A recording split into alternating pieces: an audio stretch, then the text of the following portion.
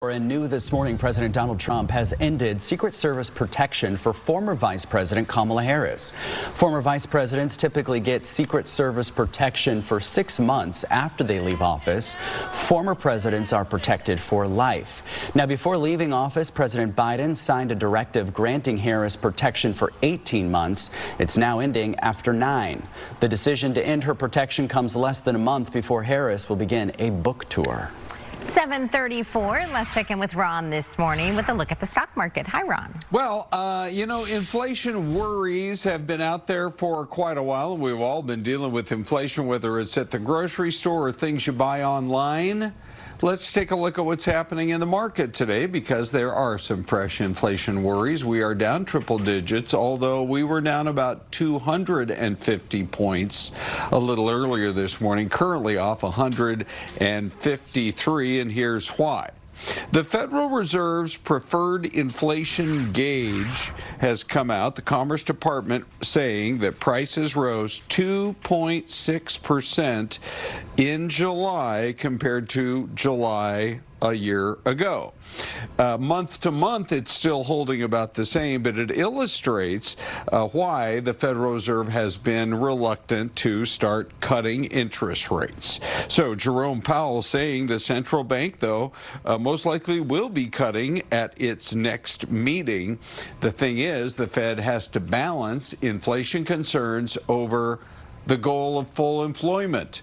And we've all heard reports of job layoffs in a lot of different industries. So we'll see whether or not, if in fact the anticipated cut comes in September, and will there be any more interest rate cuts on the horizon.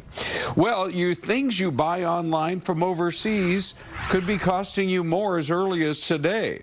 New tariff rules apply following the end of what was called the de minimis rule, which for about a century waived tariffs on things being sent into the United States in very small dollar amounts, like under $1,000, actually specifically under $800. So now fees are going to go on to packaging that could be, as depending on what country, as high as $200 on top of the $800 shipment. So you're talking about roughly a 25% increase there on the max.